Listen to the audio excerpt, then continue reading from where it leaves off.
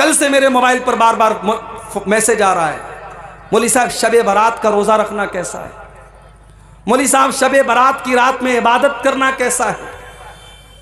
याद रखिए, इस्लाम में शबे बारात के नाम से कोई रात नहीं है। ये शबे बारात का तसव्वुर ये शियों के यहां से आया है। इस्लाम में शबे बारात नाम की कोई चीज ही नहीं है। ये शियों का अकीदा है। उनके 12वें इमाम की पैदाइश उनका कहना है 15 शाबान को हुई है और उसी जश्न को उन्होंने शबे बारात का नाम दे दिया। ना तो अल्लाह के नबी से शबे बारात की रात की कोई फजीलत साबित है, ना उस रात में इबादत करना साबित है, ना दिन में रोज़ा रखना साबित है, ना ये आतिशबाजी करना साबित है, ना मस्जिदों को सजाना साबित है, ना कब्रिस्तान पे जाना साबित है, ना मुर्दों के लिए मग़फ़िरत की दुआ करना साबित है। एक साहब कहने लगे हलवा कैसे हराम हो गया? सूजी जायज़ है, चीनी जायज़ है, देसी घी जायज़ है, नारियल और जायज़ है, और आप कहते हलवा हराम है।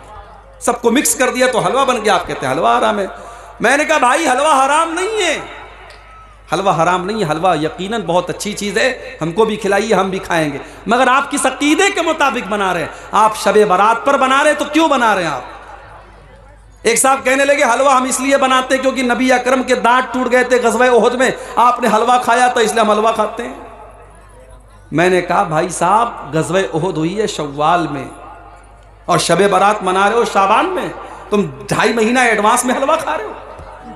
नबी अकरम ने अगर हलवा खाया भी था, पहली बात तो ये मन गलत बात है, अगर आपने खाया था तो शव्वाल में खाया था, तुम्हें इतनी जल्दी पड़ी है, तुम 2.5 महीना पहले हलवा खा रहे हो। और फिर हलवा असल में ये पेटू किस्म के शिकम परवर मौलवियों ने इजाद किया ताकि हमारे पेट की दुकानें चलती रहें। तो बिदात करने वाला तौबा नहीं करता है, इसीलिए अल्लाह के नबी अपने हर खुतबे में कहते थे व शर्रुल उमूरि मुहदसातुहा, तब से बुरा काम बिदात है, व कुल्लु मुहदसतिन बिदा, दीन के अंदर नया निकाला गया काम बिदअत है, व कुल्लु बिदातिन ज़लाला, और हर बिदअत गुमराही है। उसूल याद रखिए, शरीयत का एक उसूल याद रखिए। हम जो कलमा पढ़ते हैं ला इलाहा इल्लल्लाह मुहम्मदुर रसूलुल्लाह, इस कलमे के अंदर 2 उसूल मौजूद हैं। ला इलाहा इल्लल्लाह का मतलब इबादत अगर होगी तो सिर्फ और सिर्फ अल्लाह की होगी, इबादत अगर होगी तो सिर्फ और सिर्फ अल्लाह की होगी। और मुहम्मदुर रसूलुल्लाह का मतलब यह है कि इबादत अगर होगी तो मुहम्मदुर रसूलुल्लाह के तरीके के मुताबिक होगी। तो कलमे के अंदर 2 उसूल सिखाया गया। इबादत किसकी होनी चाहिए? इबादत सिर्फ अल्लाह की होनी चाहिए। और इबादत कैसी होनी चाहिए? इबादत जनाब मुहम्मदुर रसूलुल्लाह सल्लल्लाहु अलैहि वसल्लम के जैसी होनी चाहिए। तो जो शबे बारात मना रहा है वो समझो पुराना 500 और 1000 का नोट आज चलाने की कोशिश कर रहा है। चोलबे पुराना नोट चोलबे कभी ना चोलबे इंशाअल्लाह। तो जब पुराना नोट नहीं चल सकता है तो जिस अमल के ऊपर अल्लाह के नबी की मुहर नहीं लगी है वो अमल कैसे चलेगा? रात भर आप इबादत कर लीजिए, जो इबादत नबी ने नहीं की, जो सहाबा ने नहीं की, जो कुरान और सुन्नत से साबित नहीं है, वो इबादत नहीं हो सकती मेरे प्यारे साथी। एक शख्स है जो कि 5 टाइम नमाज पढ़ता है लेकिन उनकी माँ उससे नाराज़ है, क्या उस शख्स की नमाज कबूल होगी? कुरान और हदीस की रोशनी में बताइए। देखिए माँ का दर्जा यकीनन बहुत ऊंचा है, माँ का दर्जा बहुत ऊंचा है, माँ को नाराज़ नहीं करना चाहिए। मगर कभी कभी ऐसा भी होता है कि माँ गलत बात पे नाराज़ होती है। हज़रत साद बिन अबी वक्कास रज़ी अल्लाह ताला अन्हु की माँ नाराज़ हो गई, उन्होंने इस्लाम कबूल कर लिया, माँ नाराज़ हो गई। माँ ने यहाँ तक कह दिया मैं खाना नहीं खाऊंगी जब तक तू इस्लाम को नहीं छोड़ेगा। उन्होंने कहा माँ मुझे तुझसे बहुत मोहब्बत है मगर मैं इस्लाम नहीं छोड़ सकता तेरे लिए। माँ ने खाना पीना बंद कर दिया। हज़रत साद बिन अबी वक्कास रज़ी अल्लाह ताला अन्हु ने बहुत समझाया, माँ तैयार नहीं हुई, बुढ़िया थी, उम्र हो चुकी थी, थोड़ा सा टाइम गुजरा, बिस्तर पड़ गई। अब बिस्तर पड़ गई, अब खानदान के लोग आ रहे हैं, उनकी माँ की हालचाल पूछ रहे हैं, और जब पता चलता है कि बेटे के इस्लाम कबूल करने की वजह से इन्होंने खाना पानी बंद कर दिया है तो लोग इनको बुरा भला भी कह के जा रहे हैं कि देखो इसकी वजह से इसकी माँ बीमार पड़ी है। हालत ये हो गई, हजरत साद की माँ आखिरी सांसें लेने लगी, आखिरी सांसें लेने लगी, इंतकाल का टाइम आ गया। हजरत साद ने अपनी माँ से कहा कि ऐ अम्मी जान, लऊ कानत लकी मियत नफ्सिन, अगर अल्लाह ताला तुझे 100 जिंदगियां दे दे, तेरे अंदर 100 जान पैदा हो जाए और एक एक जान तेरी निकलती चली जाए और तू मुझसे कह दे कि मैं इस्लाम को छोड़ दूं, तो ऐ मेरी माँ, मैं तेरी जिंदगी को बचाने के लिए इस्लाम को छोड़ने वाला नहीं हूं। माँ समझ गई कि मेरा बेटा मानने वाला नहीं है। माँ ने आखिर में खाना खाया, पानी पिया और बाद में माँ को भी अल्लाह ने हिदायत दी और बाद में माँ ने भी इस्लाम कबूल किया। तो माँ नाराज है, अगर सही बात को लेकर के नाराज है तब तो बेटा गुनहगार होगा, लेकिन माँ बिला वजह नाराज है, नाहक नाराज है, बेमतलब की बात पे नाराज है, जिसका कोई सर पैर नहीं है, तो बेटा गुनहगार नहीं होगा।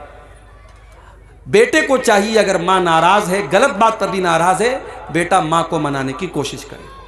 लेकिन ऐसा कोई सबूत नहीं है कि माँ नाराज है तो बेटे की नमाज कबूल नहीं होगी। एक बड़ा मशहूर वाकया है हजरत अलकमा का वाकया कि उनकी माँ उनसे नाराज हो रही थी, तो उनके साथ बड़ा बुरा मसला हो रहा था। उनकी मौत का टाइम आया तो अल्लाह के नबी ने पूछा कि क्या मामला है। पता लगा उनकी माँ उनसे नाराज़ है। जब तक माँ ने माफ़ नहीं कर दिया तब तक उनकी रूह परवाज़ नहीं हुई और उनको चैन नहीं मिला। बहुत मशहूर वाक़या है, मगर वो मनगढ़ंत वाक़या है, मौजू रिवायत है, सही हदीस से साबित नहीं है। लिहाजा इस बात की कोई दलील नहीं है कि माँ अगर नाराज़ है तो बच्चे की दुआ, बेटे की दुआ जो है वो कबूल। जी जी जी। तो अगर माँ गलत बात पर नाराज है तो पहली बात तो उससे कोई मतलब नहीं है। अगर सही बात पर भी नाराज है तो बेटे को मनाने की कोशिश करनी चाहिए, उसकी वजह से उसकी इबादत पर कोई फर्क नहीं पड़ेगा। तो तौबा की पहली कंडीशन यह है कि आपको एहसास हो कि हाँ मैंने गलत काम किया है। तौबा की दूसरी कंडीशन, आप इस बात का पक्का इरादा करें कि आइंदा आप उस गलत काम को नहीं करेंगे। शराब पीने वाला तौबा कर रहा है शाम को, आए अल्लाह आज के बाद मैं कभी शराब नहीं पीऊंगा, सुबह को फिर शराब पीने लगता है। आइंदा उस गुनाह को पक्का इरादा करे कि मैं नहीं करूंगा, तब तो उसकी तौबा कबूल होगी, वरना तौबा का कोई मतलब नहीं है। और तौबा की तीसरी शर्त कि जिस गुनाह से वो तौबा कर रहा है उस गुनाह को फौरन छोड़ दे, तब उसकी तौबा कबूल होगी। अभी आज एक साहब मुझसे मिले, पता लगा वो नमाज नहीं पढ़ते, गवर्नमेंट नौकरी करते, गवर्नमेंट टीचर हैं, नमाज नहीं पढ़ते। मैंने कहा साहब क्यों नमाज नहीं पढ़ते आप? बोले मौली साहब दुआ कीजिए। मैंने कहा नमाज दुआ पढ़ने से आप नहीं पढ़ेंगे, नमाज आपको पढ़ना होगा, वो मेरे दुआ करने से आप नमाज नहीं पढ़ेंगे। मैंने कहा आपकी गवर्नमेंट जॉब है, सुबह कितने बजे स्कूल जाते? बोले 8 बजे। मैंने कहा मैं दुआ कर देता हूं अल्लाह आपको स्कूल में पहुंचा दे, आप घर में बैठे रहे, पहुंच जाएंगे क्या स्कूल? आपको जाना पड़ेगा, आपको ड्यूटी देनी पड़ेगी। आप 8 की जगह 8:30 बजे स्कूल नहीं पहुंचते, क्योंकि आपको पता है आपकी सैलरी कट जाएगी, आपकी नौकरी खतरे में आ जाएगी। अभी मेरे साथ इतना बड़ा एक्सीडेंट हुआ, यूपी के अंदर मैं कार से जा रहा था, कार मेरी ट्रक से लड़ गई। मैं रातों रात 350 किलोमीटर का सफर करके वापस लौट रहा था। क्यों? क्योंकि मेरी जॉब है, मुझे पढ़ाना है, सुबह मदरसे पहुंचना था। मैं 300 किलोमीटर का सफर तय करके, मुझे पागल कुत्ते ने तो नहीं काटा है, मैं रात में भाग रहा हूं, ड्राइवर को नींद आ रही है, बेचारा किसी तरीके से गाड़ी चला रहा है, लेकिन जॉब का मामला था, मुझे सुबह जाना है। कितने प्रोग्राम हैं, देने के बाद मुझे कैंसिल करना पड़ता है कि नहीं, छुट्टी नहीं मिल पाई, मदरसे का मसला है, इम्तिहान है या कोई और मामला है, हम नहीं आ पाते। तो जो जॉब होती है, जो नौकरी होती है, इंसान उसको निभाता है। और जहां अल्लाह का मामला आता है, जहां नमाज का मामला आता है, वहां लोग कहते हैं मौलवी साहब दुआ करो। दुआ करने से आप नमाज नहीं पढ़ेंगे, आपको खुद पढ़ना पड़ेगा। मेरे प्यारे साथियों, इसीलिए अल्लाह ताला कह रहा है कि नेकी के कामों में सबकत करो। मस्जिद में नमाज पढ़ने जाओ तो सबसे पहली सफ में जाओ, कोशिश करो कि पहली तकबीर में तुम शामिल हो जाया करो, इसलिए कि अल्लाह के नबी फरमाते हैं लौ यालमुन्नासु मा फिल निदाई वस्सफ़िल अव्वली, अगर लोगों को पता चल जाए कि पहली सफ़ का क्या मकाम है, अगर लोगों को पता चल जाए कि पहली तकबीर का क्या मकाम है, और उस सवाब को हासिल करने के लिए अगर घसीट करके आना पड़े तो लोग घसीट करके आएंगे, मगर पहली सफ़ में शामिल होंगे। हम क्या करते हैं, हम पीछे वाली लाइन में खड़े होते हैं। नमाज में हम सबसे पीछे होते हैं। मदरसे में चंदा देने की बात आती है, दान देने की बात आती है, हम सोचते हैं सबसे आखिर में हम चंदा दें।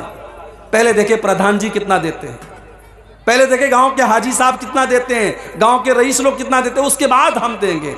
नहीं मेरे भाई, नेकी के काम में आप पीछे मत रहिए, नेकी के काम में आगे रहिए। हजरत अबू बकर सिद्दीक को देखो, अल्लाह के नबी अपने साहबा के साथ बैठे हुए हैं। आप कहते हैं कि क्या तुम में से कोई ऐसा है जो आज रोजा रख करके आया है? अबू बकर सिद्दीक कहते हैं कि हाँ अल्लाह के नबी, मैं रोजा रख करके आया हूं। आप पूछते हैं क्या कोई ऐसा है जिसने आज किसी गरीब को खाना खिलाया है? अबू बकर सिद्दीक कहते हैं हाँ अल्लाह के नबी, मैंने गरीब को खाना भी खिलाया है। आप पूछते हैं कि क्या कोई ऐसा भी है जिसने किसी मरीज की अयादत की है? हाँ अल्लाह के नबी, मैंने एक मरीज की अयादत भी की है। आप पूछते हैं क्या कोई ऐसा भी है जो किसी मुसलमान के जनाजे में शामिल हुआ है? हाँ अल्लाह के नबी, मैं एक मुसलमान के जनाजे में भी शामिल हुआ हूँ। आपने फरमाया मजतमाना फी इम्रिइन इल्ला दखलल जन्ना, ये सारी की सारी नेकियां अगर एक इंसान एक दिन में 24 घंटे में कर लेता है तो वो जरूर जन्नत में जाएगा, जन्नत में जरूर जाएगा। ये अबू बकर सिद्दीक है। नेकी के मामले में पहले नंबर पर हजरत अबू बकर सिद्दीक का नाम आता है। मेरे भाइयों, हमें और आपको भी नेकी के मामले में आगे रहना चाहिए। आज कितने लोग हैं जुमा की नमाज में, अगर 1 बजे जुमा की नमाज होने वाली है तो 12:55 पर उनकी शक्ल नजर आती है मस्जिद में। अल्लाह के नबी फरमाते हैं कि जुमा के दिन जो सबसे पहले आता है उसे अल्लाह की राह में ऊंट सदका करने का सवाब मिलता है, जो बाद में आता है उसको गाय सदका करने का सवाब मिलता है, जो उसके बाद आता है उसको दुम्बा, जो उसके बाद आता है उसको मुर्गी, जो उसके बाद आता है उसको अंडा अल्लाह की राह में सदका देने का सवाब मिलता है। और जब इमाम खुतबा देने के लिए आता है तो ये सवाब लिखने वाले फरिश्ते सवाब लिखना बंद कर देते हैं और वो भी इमाम का खुतबा सुनने लगते हैं। हम लोग तो इतने बदनसीब हैं कि ऊंट छोड़ दो, गाय छोड़ दो, दुम्बा छोड़ दो, बकरा छोड़ दो, मुर्गा छोड़ दो, अंडा छोड़ दो। कितने बदनसीब ऐसे लोग हैं कि जुमा के दिन वो तब आते हैं जब इमाम का खुतबा स्टार्ट हो जाता है, बल्कि जमात शुरू होने के 5 मिनट पहले वो मस्जिद में आते हैं। ऐसा नहीं होना चाहिए मेरे भाई। इस्लाम आपको नेकी के मामले में आगे आगे रहने का हुक्म देता है। गज़वे तबूक का मौका याद कीजिए। हजरत उमर फारूक रजी अल्लाह ताला अन्हु फरमाते हैं कि मेरे दिल में ख्याल आया कि आज नेकी के मामले में, आज अल्लाह के दीन के मामले में मैं अबू बकर से आगे निकल करके दिखाऊंगा। वो अपने घर आते हैं, अपने घर का सारा सामान इकट्ठा करते हैं और सारे सामान को 2 भाग में वो बांट देते हैं और एक भाग अपने घर में छोड़ देते हैं और एक हिस्सा अल्लाह के नबी के पास लेकर के आते हैं। अय अल्लाह के नबी, आज इस्लाम को मेरे माल की ज़रूरत है, देखिए मैं अपने घर का माल लेकर के आया हूँ। नबी अकरम पूछते हैं कि अय उमर, घर वालों के लिए कुछ छोड़ के आए हो कि नहीं आए हो? अय अल्लाह के नबी, आप परेशान ना हो, मैं आधा लेकर के आया हूँ, आधा छोड़ करके आया हूँ। उमर फारूक बहुत खुश हैं कि आज मैंने वो कारनामा अंजाम दे दिया जो अबू बकर सिद्दीक भी अंजाम नहीं दे सकते। थोड़ी देर के बाद हजरत अबू बकर सिद्दीक भी आते हैं, वो भी अपने घर का सामान लेकर के आए हैं, अपने घर का माल लेकर के आए हैं, अपने घर की चीज़ें लेकर के आए हैं। उन्होंने ला करके जब अल्लाह के नबी के सामने रख दिया, आपने पूछा अय अबू बकर, तुमने अपने घर वालों के लिए क्या छोड़ा है? हज़रत अबू बकर सिद्दीक कहते हैं अब कई तो लहुमुल्लाह व रसूलहू, अय अल्लाह के नबी, मैंने अपने घर वालों के लिए अल्लाह को छोड़ा है, उसके रसूल को छोड़ा है। अय अल्लाह के नबी, मैं तो सब कुछ लेकर के आया हूँ, आज इस्लाम को मेरे माल की ज़रूरत है, मैं अपने घर वालों के लिए कुछ छोड़ के नहीं आया, मैं अल्लाह को छोड़ के आया हूँ, रसूल को छोड़ के आया हूँ। उमर फारूक की आंखों में आंसू आ गए। उन्होंने कहा मुझे यकीन हो गया कि मैं नेकी के मामले में अबू बकर का मुकाबला नहीं कर सकता। नेकी के मामले में सबकत करो मेरे प्यारे साथी। इसीलिए अल्लाह ताला कुरान के 17वें पारे में अपने नबियों का जिक्र करने के बाद कहता है, अपने नबियों का नाम लेने के बाद कहता है, इन्नहुम कानू युसारिऊना फिल खैरात। ये मेरे जितने नबी थे, ये मेरे जितने रसूल थे, वो नेकियों के मामले में आगे आगे रहते थे, वो नेकियों के मामले में पीछे पीछे नहीं रहते थे। मेरी प्यारी माओ बहनों, नबी अकरम के दौर की औरतों को आप देखिए। उस जमाने में लाउड स्पीकर का इंतजाम नहीं था।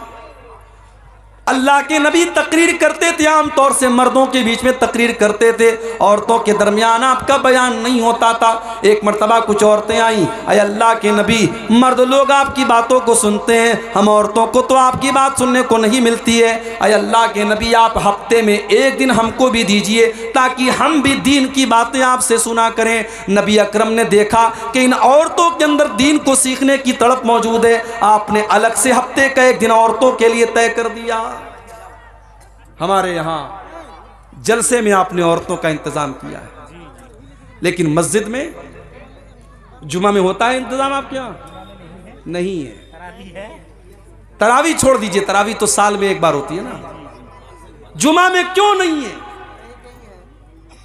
बंगाल में भी मैं गया, बंगाल में लोगों ने बताया मौलवी साहब हमारे यहाँ ज्यादातर मस्जिदों में औरतों का इंतजाम जुमा में नहीं होता है। अफसोस है मेरे भाई, आप अहले हदीस है ना, माशाअल्लाह। शेरशाबादी बिरादरी ही के लोग होंगे यहाँ पे? हम लोग शेरशाबादी हैं। शेरशाबादी बिरादरी पूरी की पूरी अहले हदीस मानी जाती है। क्या अहले हदीस आप हैं? आपके यहाँ की औरतों को दीन कौन सिखाएगा?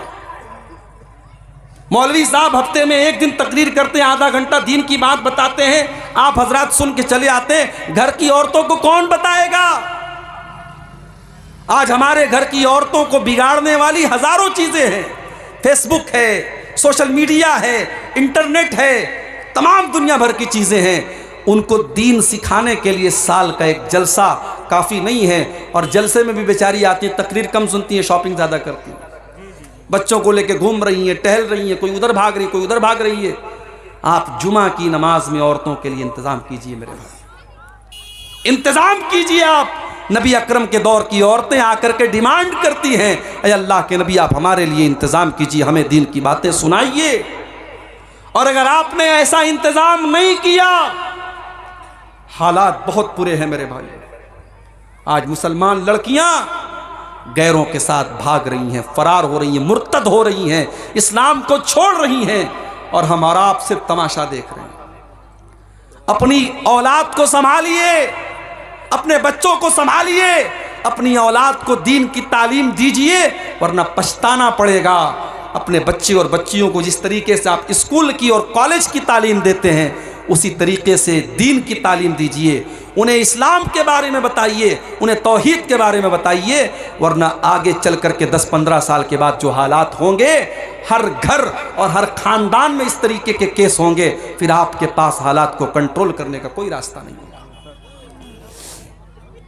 नेकी के मामले में आगे बढ़िए, पीछे मत रहिए। हजरत अमर बिन जमूह रज़ी अल्लाह ताला अन्हु एक बूढ़े साहबी हैं, बूढ़े साहबी हैं, अल्लाह की राह में जिहाद करने की वजह से उनकी दोनों टांगे खराब हो चुकी हैं, उम्र भी 70 साल के पार हो चुकी है। जब एक जंग का मौका आता है,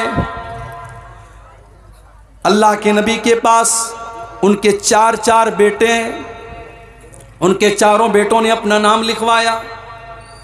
हजरत अमर बिन जमूह ने कहा कि अल्लाह के नबी मेरा भी नाम लिख लीजिए। बेटों ने कहा बाजान आपने सारी जिंदगी इस्लाम की खिदमत की है, आपकी दोनों टांगे इसी में खराब हो चुकी हैं, अय अब्बा जान हम आपकी तरफ से जा ही रहे हैं, आपके 4 बेटे अल्लाह की राह में जा रहे हैं, अय अब्बा जान आप घर में आराम कीजिए, आपकी ज़रूरत नहीं है। बाप ने कहा नहीं, ठीक है मैं लंगड़ा हो चुका हूं, ठीक है मेरी टांगे काम नहीं कर रही हैं, मगर मेरे बाजुओं में आज भी ताकत है, मैं दुश्मनों के छक्के छुड़ा सकता हूं, मैं अल्लाह की राह में जिहाद करना चाहता हूं, तुम कौन होते हो मुझे रोकने वाले? बाप इसरार कर रहा है, बेटे मना कर रहे हैं। मामला अल्लाह के नबी के पास आता है। बेटे कहते हैं अल्लाह के नबी मेरे बाप को समझाइए, उनको बताइए, वो तो बूढ़े हो चुके हैं, उनकी दोनों टांगे काम नहीं कर रही हैं। अल्लाह के नबी ने हज़रत अम्र बिन जमूह से कहा कि आप मत जाइए, आपको ज़रूरत नहीं है। कहा अल्लाह के नबी मैं चाहता हूँ कि मैं इस जंग में जाऊँ और मैं शहीद हो जाऊँ और मैं अपनी इन्हीं लंगड़ी टांगों के साथ मैं जन्नत में चला जाऊँ। नबी अकरम ने उनका जज्बा देखा, उनके दिल का जज्बा देखा। आपने बेटों से कहा जाने दो, इनको अल्लाह की राह में जाने का शौक़ है, इनके अंदर जज्बे जिहाद है, इनको रोको मत, इनको जाने दो। चुनांचे जंग होती है और हज़रत अम्र बिन जमूह अल्लाह की राह में जिहाद करते हुए उसी हालत में शहीद हो जाते हैं। ये थे नबी के सहाबा, नेकी के मामले में आगे आगे रहने वाले।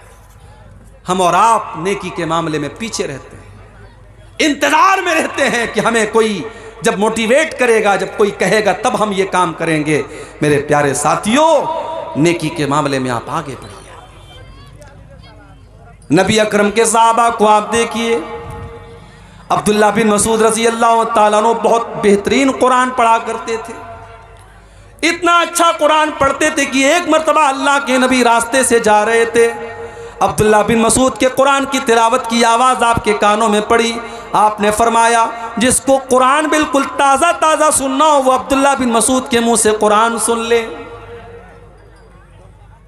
आज है आपके दरमियान ऐसे कुरान पढ़ने वाले हैं?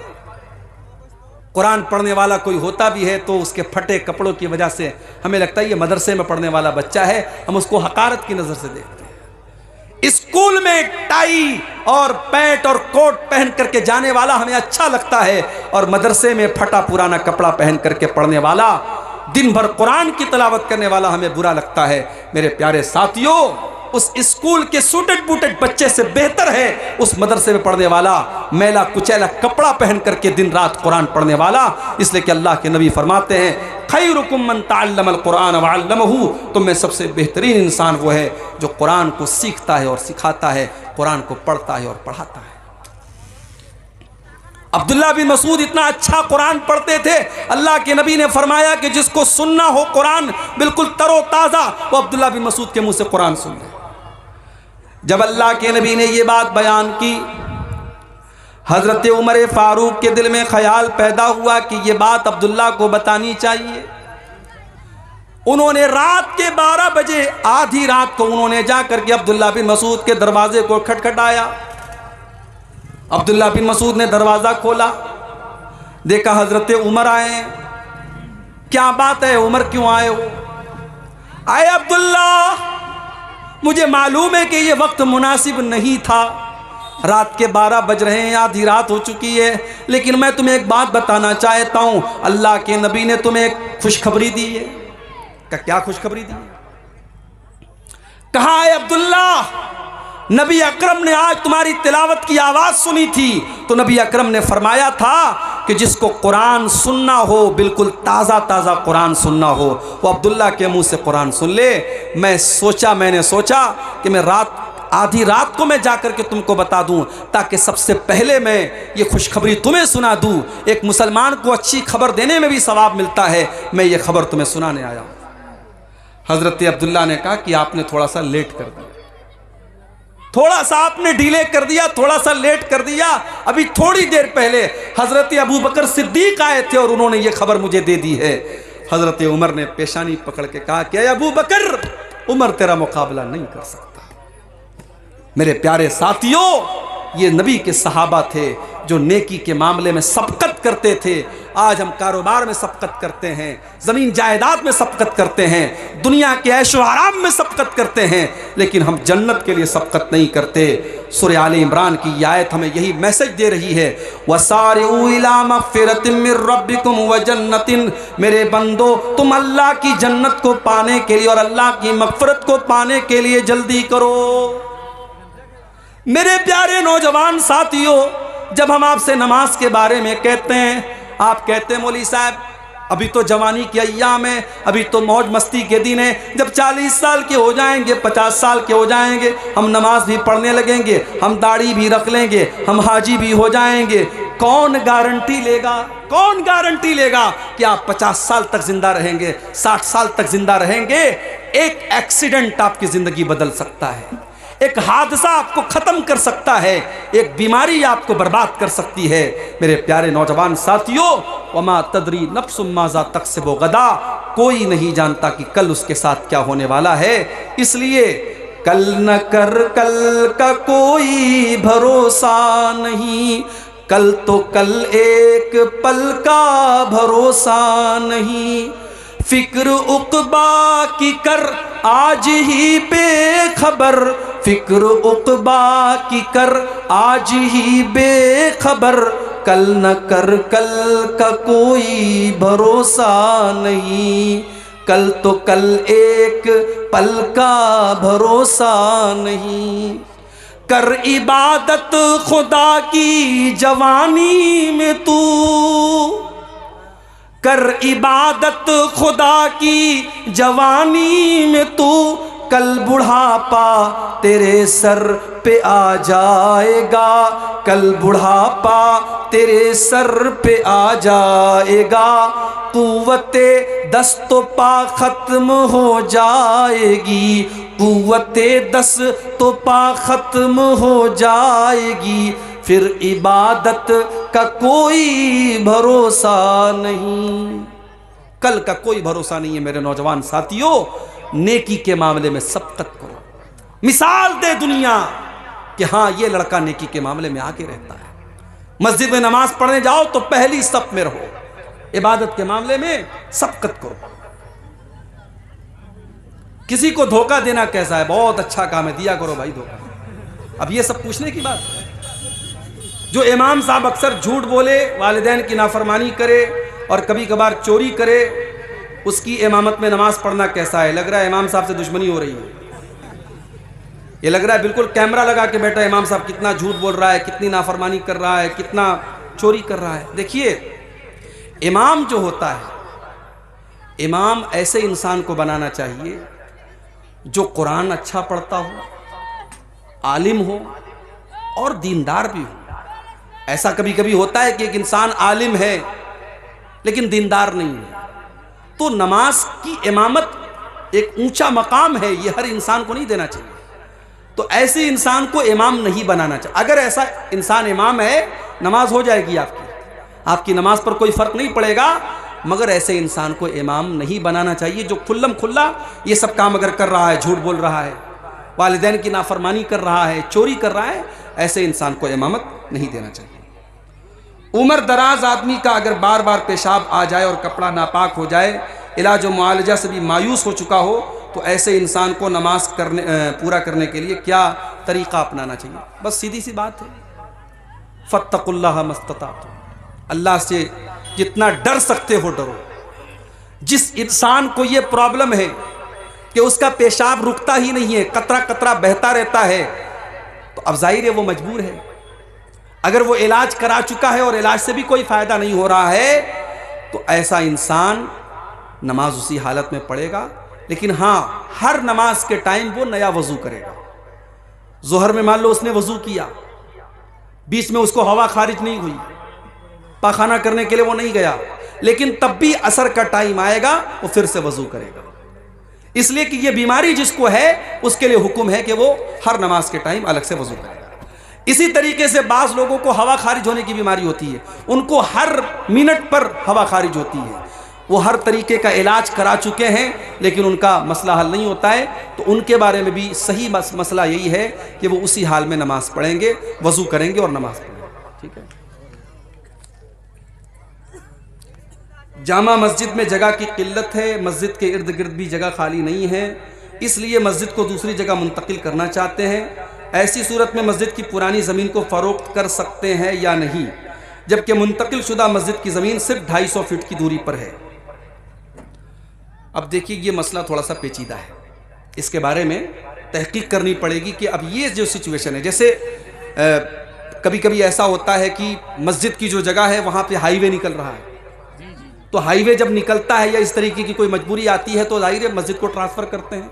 तो वो सूरत यहाँ पर भी ऐसा लग रहा है कि अपनाई जा सकती है, जब जगह कम भी है तो ऐसा कर सकते हैं, लेकिन फिर भी इसके बारे में थोड़ी सी तहकीक करने के बाद ही जवाब दिया जा सकता है।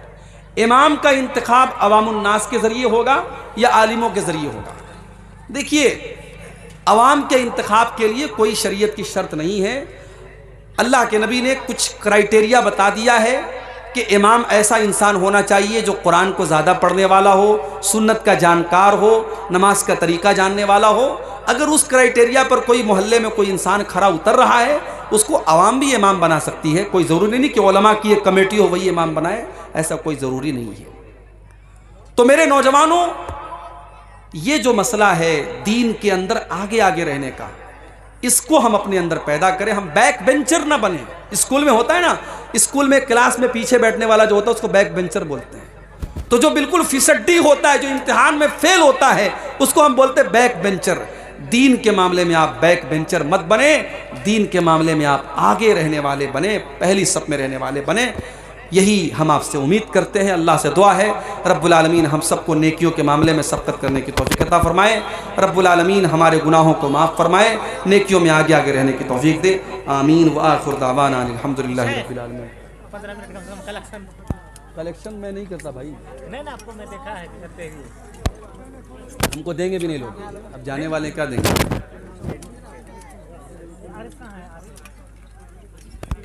वो कोई बंगला में जो चंदा करते हैं, अच्छा उनको बुलाइए। आपके नाम से